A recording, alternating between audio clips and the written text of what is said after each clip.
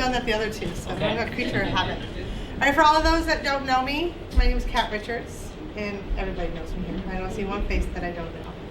I see a lot of my own peeps from the unit, so it's pretty cool. So, I'm here to talk about patient safety. It takes everyone.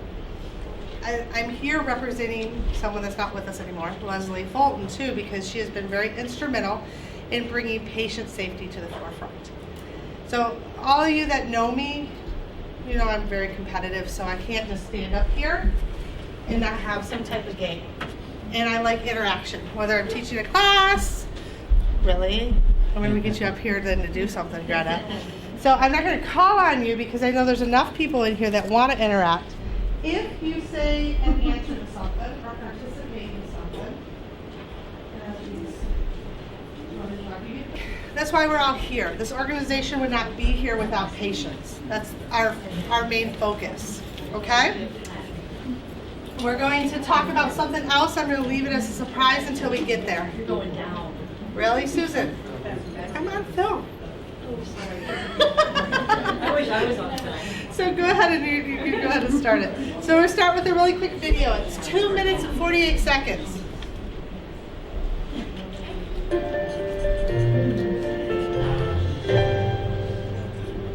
Meet Dan and Maria. Dan needs to go to the hospital for a scheduled surgery. Dan and Maria aren't concerned because hospitals are safe places, right? Unfortunately, not always. Hospitals are busy, complex places where many very talented and dedicated people do remarkable work and save lives every day. In hospitals with strong leadership and teams that work together, patient safety is a top priority. Strong teams reduce infection rates, put checks in place to prevent mistakes, and create strong lines of communication between hospital staff and patients and families. All people make mistakes, but when there's a good team in place, they can look out for each other. But some hospitals don't have teams that work well together or good leadership. When one person makes a mistake, there isn't a good team ready to catch that mistake, and the patient suffers. Communication breaks down and patients get harmed. Patients experience dangerous complications, recovery is slower, and some patients even die unnecessarily. Let's take a look at two of the most common harms patients face. These harms are mistakes with medicine and infections that could be prevented. More than 1 million times a year, patients in the U.S. are given the wrong medication or the wrong dose of a medication while in the hospital. Even the best doctor or nurse can make a tiny error with really big consequences. And every year, 1 out of every 25 patients develops an infection while in the hospital. An infection that didn't have to happen. The most shocking side of the hospital safety problem is that as many as 440,000 people die each and every year because of hospital safety problems. That's like the entire population of Miami dying unnecessarily. While many hospitals are good at keeping their patients safe, some hospitals aren't. Some hospitals have hidden dangers you should know about. The Hospital Safety Score grades hospitals on how safe they are for patients, so you can protect yourself and your loved ones. Learn how your hospital scores on safety at www.hospitalsafetyscore.org. Just quick to the point. Who here thinks that just happens in large tertiary hospitals up in Anchorage and down in Seattle, or down in the lower 48? Who here thinks that? Have we had a patient die from an error here? Indirectly, yes. Yes, we have. So it affects everywhere where there's healthcare, where we are making decisions and we are implementing things on the behalf of a patient. So keep that in mind. So now we're going to go on how we can fix it. Thank you. I don't know what our score is. Leslie might know that one. So types of safety, you got medical safety, which that encompasses a lot. Surgical safety, electrical safety, laboratory, sanitation. BMW is not a car, it's a biomedical waste. Blood safety, equipment safety, environmental safety. Everyone in this room, do you see where you fall into one of those categories? If you do not fall into one of those categories, raise your hand. No. You don't see yourself fall into one of those?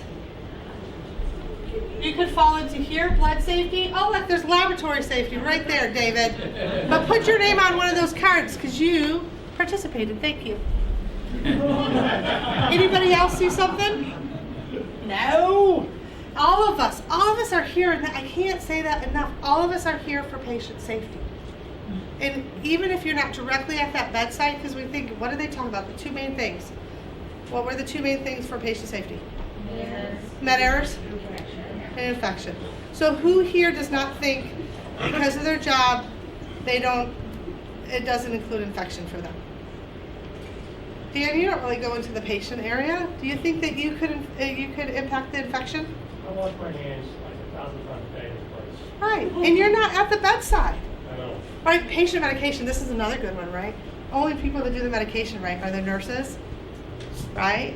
And maybe the doctors if they order it correctly. So, but then the nurse has to give it, so it all falls on the nurse, right? Is that true? Jeff, do you think that's true? No, what else goes and impacts that? Pharmacy, yeah. Pharmacy. Purchasing, having what we need. The HIM, making sure that it was documented correctly the last time they were here. The clinic, making sure that we have access so we know what kind of medications they are. And the patient has some responsibility there too.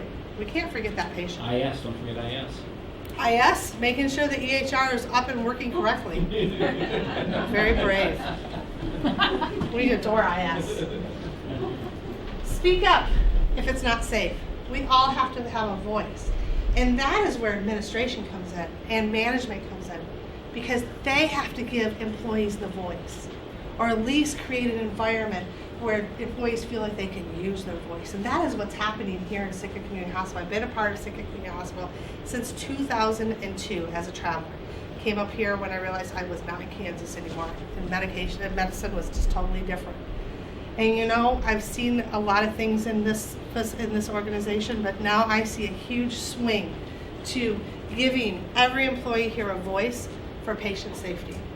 And I thank administration for that. I thank all the new players that have come into that, and then I thank the nurses and the other staff members that are feeling like they have the voice, they can use it.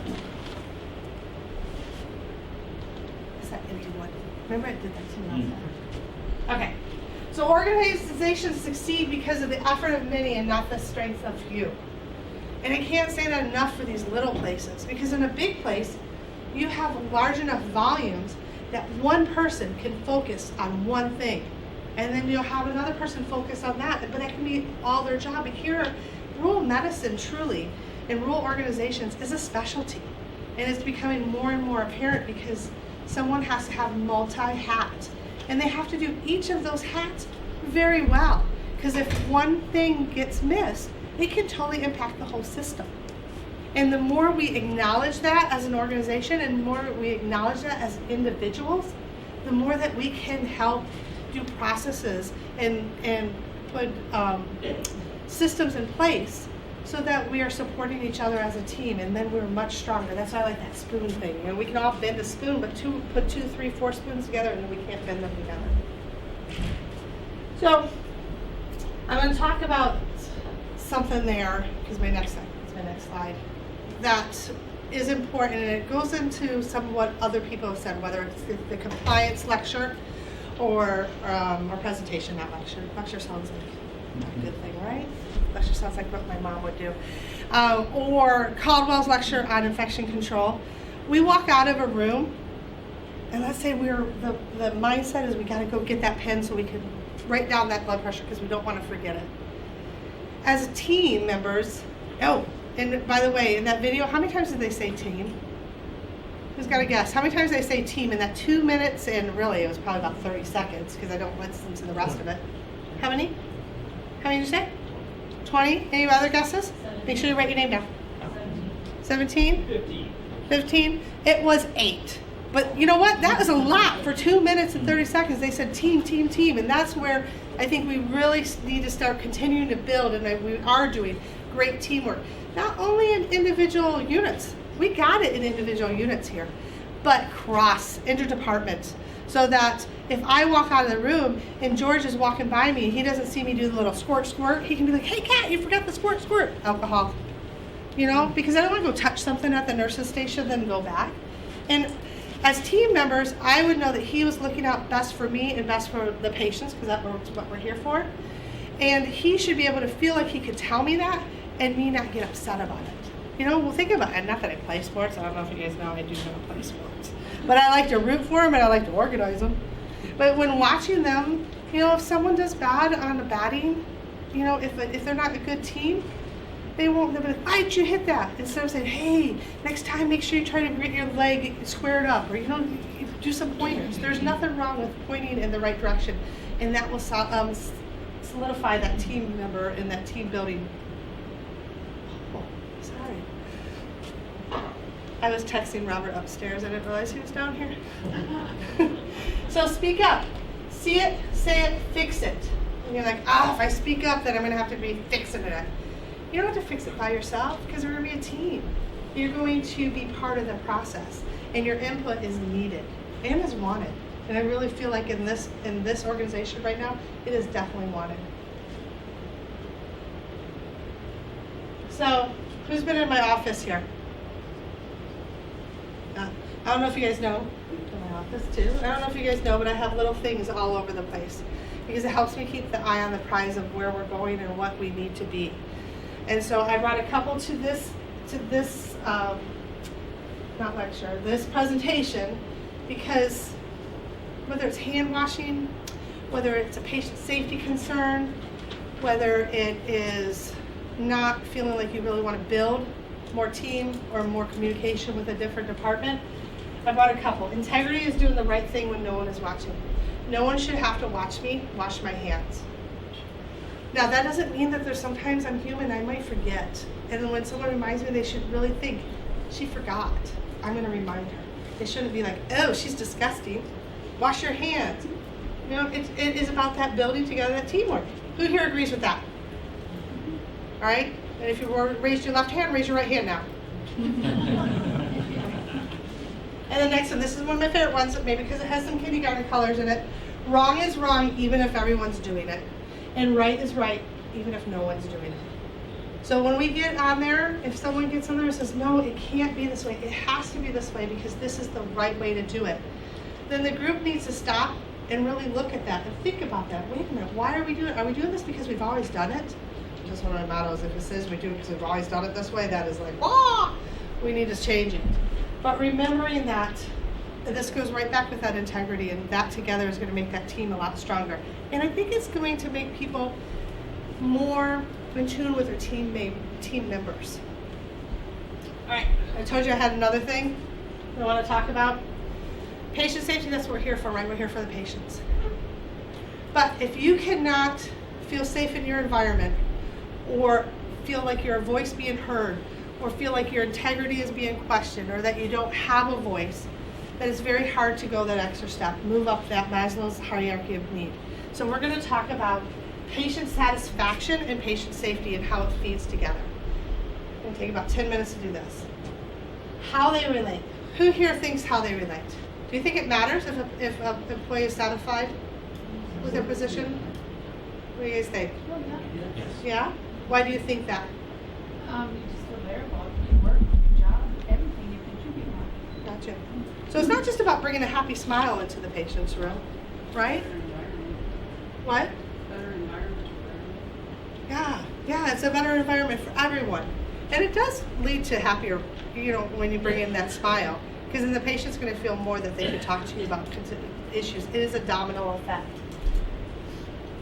So, Gallup, in partnership with a university, discovered key evidence that shows how employees and safety, employee engagement work together to enhance a safe environment for healthcare consumers, so the healthcare patients.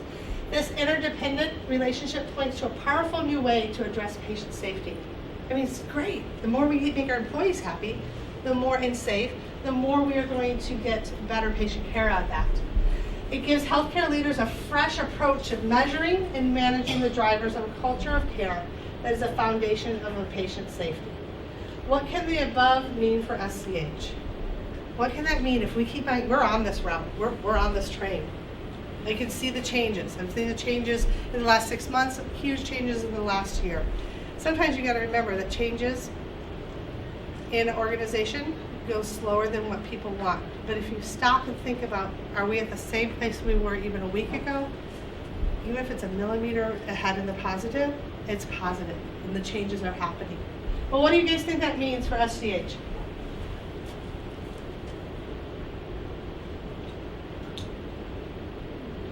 Yes, Lindsay. Means that if we have a safer environment, our patients and our residents are safer. That's promoting a healthier environment, promoting a more successful team. Mm-hmm. Do you want to go into a store that none of the people seem like they talk to each other? And none of the people seem like they know what A and B aisle I'm doing? Go to grocery stores. And if someone in dairy doesn't know how to point me to the direction of where I need to go, or says, oh, I'm not sure, somewhere that way, there's not engagement in their job and not engagement in their profession. There's not some ownership there. I don't really want to go there. Now here in Sitka, sometimes we're limited. But, yes. I think one of the most important things to that quote is culture of care.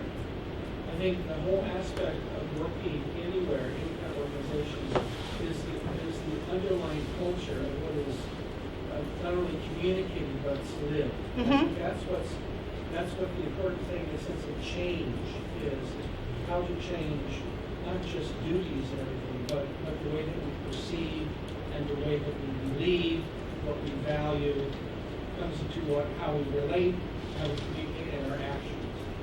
To each other and to the patients. Make sure you put a name on a card, because that's what it is. And culture doesn't change overnight, does it, you guys? It's sort of like weight loss. It doesn't happen overnight.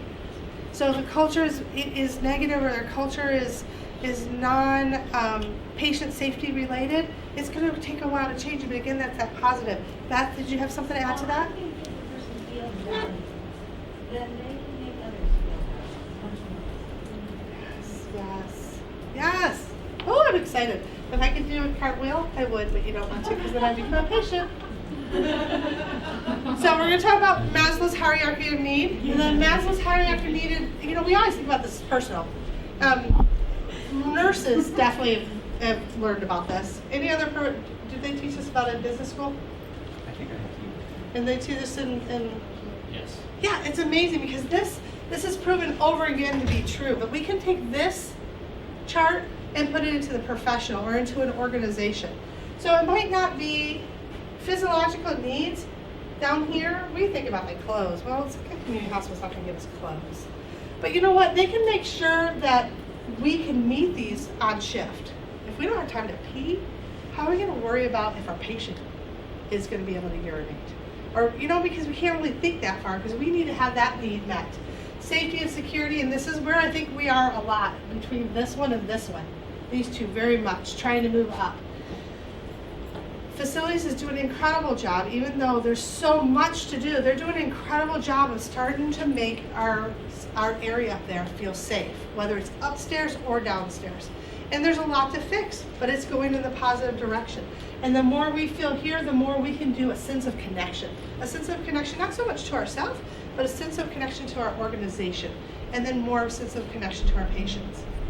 And then up here, this self-esteem.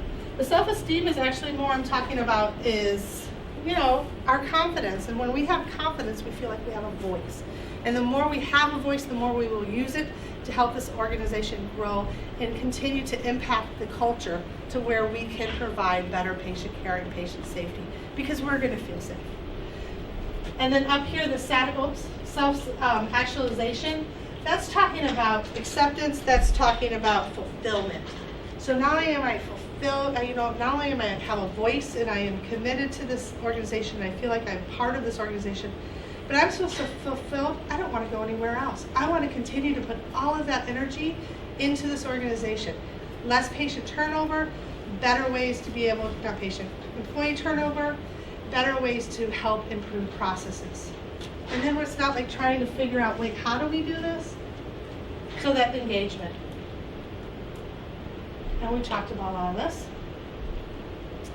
Last part here, it's important to remember things. There are things that can distort the truth of your surroundings. Who gets that? What do you guys think I'm talking about that? What can distort your understanding or your perception of your surroundings? Emotions? How you react to something that's coming in.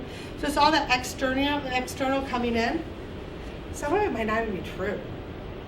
And so the more that we take stock of what's going on in us and what we're delivering out, then a lot of that distortion can go away. Amy Waisman in my office, you've probably seen this one.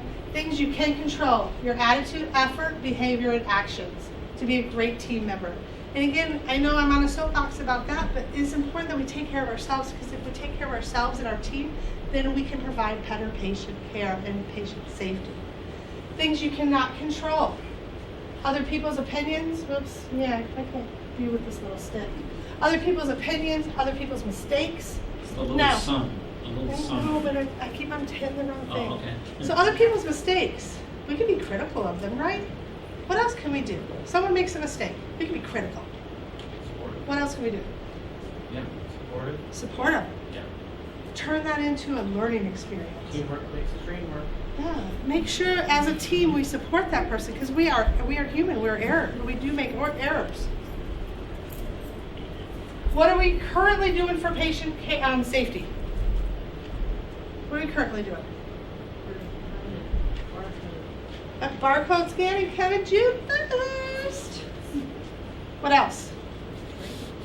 Training. Yeah. Yeah. This training and other training. Sorry, Steve. Safety rounds. Safety rounds. Having administration coming in directly to where the area is. And whether it's patient safety rounds, or as you guys notice, it's sometimes employee safety rounds. You know, like but really feeling like you're part of that team together to try to create new processes and to create change. What else? We have so much going on, you guys. Come on. Proper body mechanics when you're handling a patient. Oh my gosh, that we brought this back and that they have that back safety. Incredible. Incredible. What else? Just everybody being observant of what might not be safe. So you're talking about that change of that culture, like where we're walking through and we're like, hey, that's not right. Where before we might have just walked past it. Yeah. I know home health is trying to increase their infusion so that there's some safety. They're not upstairs, mixed with all the ER and everything like that. They're getting their needs met right down where it's consistent at the same spot. And know that long-term care and activities is doing some restorative along with therapy, so that we have someone that's taking care of the patient's needs directly. Kitchen. What has kitchen done for safety? You know it. We're going to be needing a remodel. Yeah, we're going to be getting a remodel. What have you guys done just lately with nursing? Revise the process on how nursing comes down to get patient needs. For privacy, and also for what else? Accuracy. Yeah. Right? What else? How? Doors to the long-term care unit. Oh, yes. The doors to the long-term care unit, that hallway. You know, change sometimes is hard, but that doesn't mean it's not good.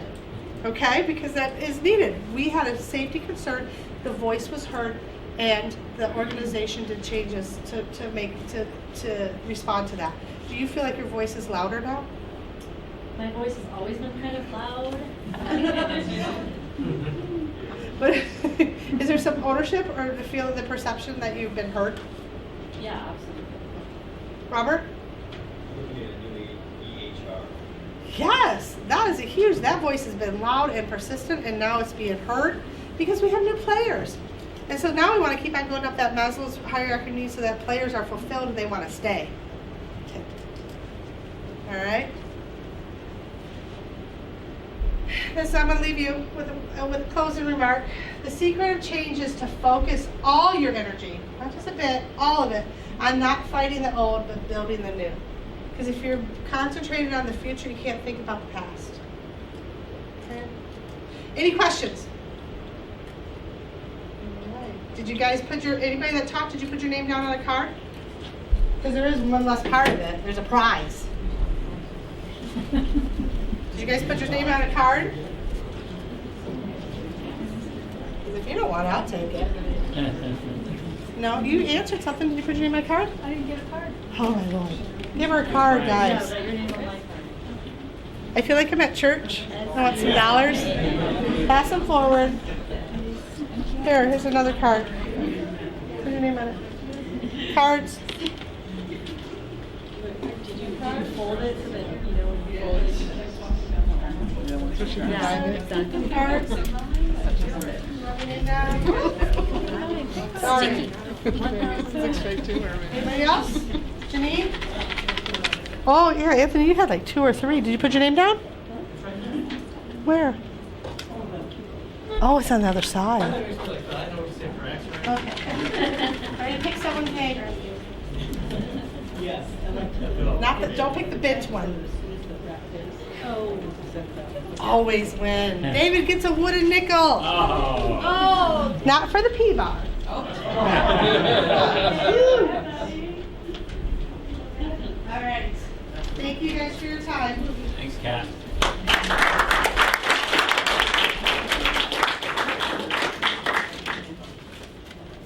Oh, did I take it? What is this?